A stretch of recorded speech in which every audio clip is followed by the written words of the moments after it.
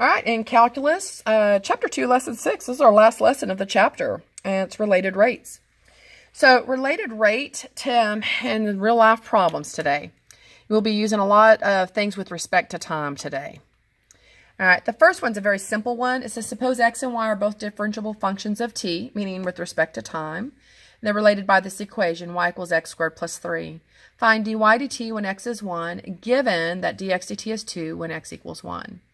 On these problems today, what we'll be doing is we'll be taking our derivatives.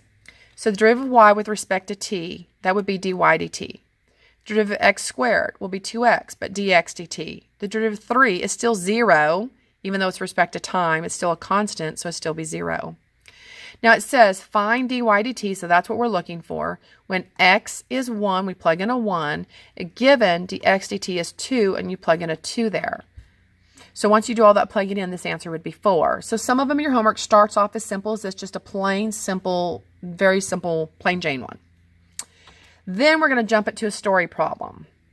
It says a pebble is dropped into a calm pond, causing ripples in the form of concentric circles. The radius r of the outer ripple is increasing at the constant rate of 1 foot per second. When the radius is 4 feet, at what rate is the total area of the disturbed water changing? Now, I know you guys have all seen when you've dropped a pebble into the pond and you've seen those concentric circles expanding. So if that radius is changing at a certain speed, how is it changing my radius? Now, I'm going to push enter, and I want you looking at these circles for a second, because this is how the circles are changing as the pebble hits the water. I was so excited the first year when I figured out how to make these move like this. Okay, so see, the rings are expanding. That's what I want you to get the concept of. So every single one of these story problems that you need to on your test and your homework both, I want to see a given, find, win, and an equation. Again, a given, find, win equation. If somebody could come up with an acronym for our GFWE, that would be awesome. All right, so the given. What am I given? See, I am given that the radius is increasing at 1 foot per second. So that's dr dt. That's what I'm given. What am I asked to find? I'm asked to find how is the area changing. So dA dt. When the radius is 4. See, the radius isn't always 4 feet. It's changing. So I need to find the area is changing at what rate when the radius is 4 feet.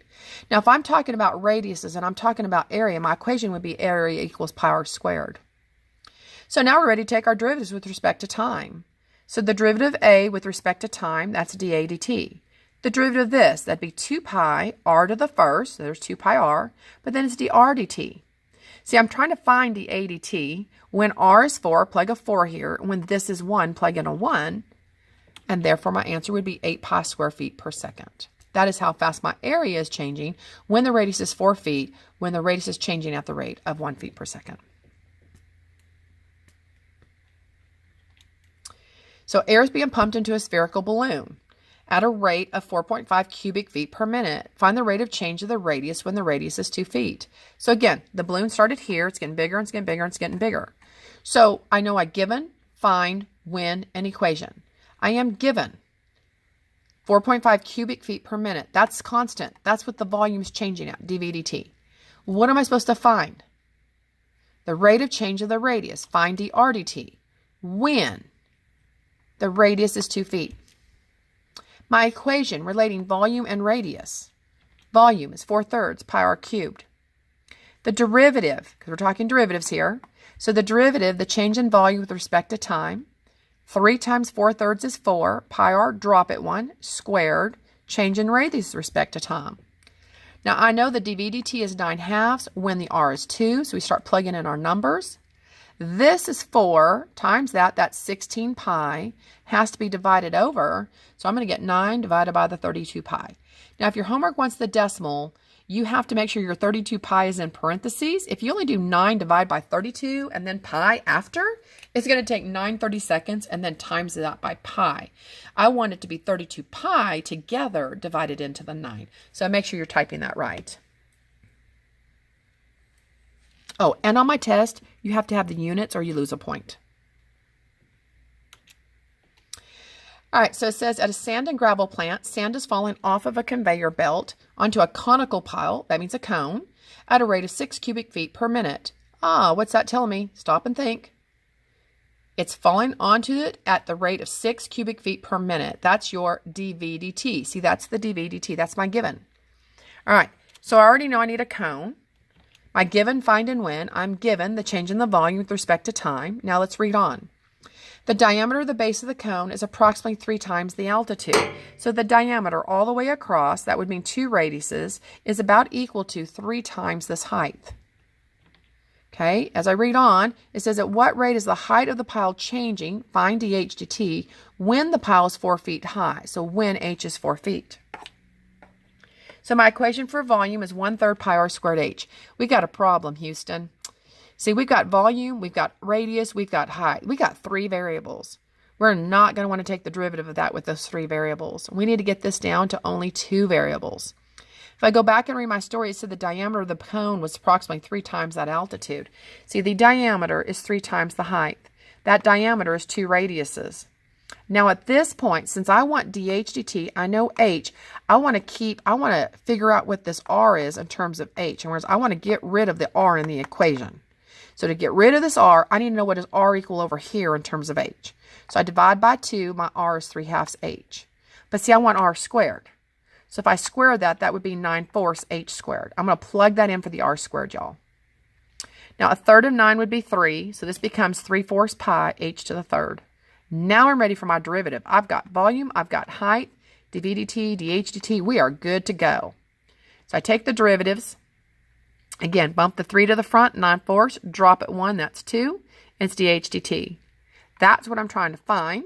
Plug in the 4 for the h, plug in the 6 here for dv dt.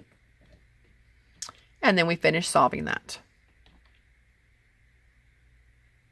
And that's the rate at which the sand is falling into the conical pile.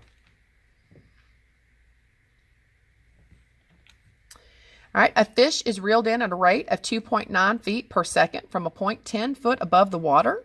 So a point 10 foot above the water, we have some sort of angle here. This line is changing. Okay. At what rate is the angle between the line and the water changing when there's a total of 25 feet of line out? So I am given the dx dt. It's coming in. The line is being reeled in at 2.9 feet per second. So it's going to be negative because it's getting shorter. We are supposed to find the d theta dt when x is 25, when there's 25 feet of line out. Now this equation, guys, we are talking about theta and x and this 10.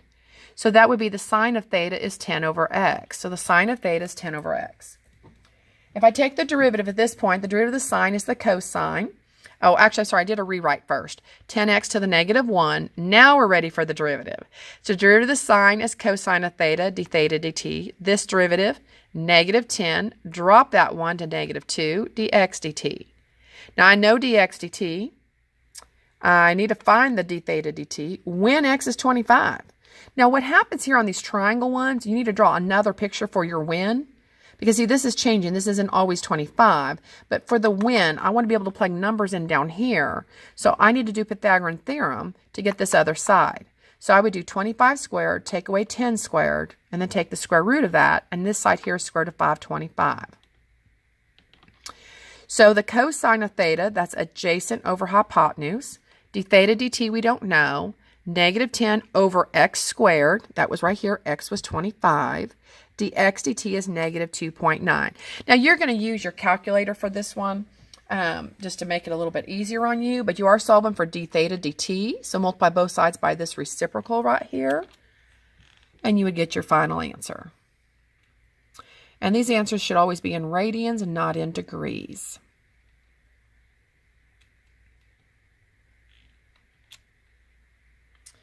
All right, before I start this one, because this latter problem actually has 3 parts to it, we're going to stop the video at 9 minutes and then we'll pick back up.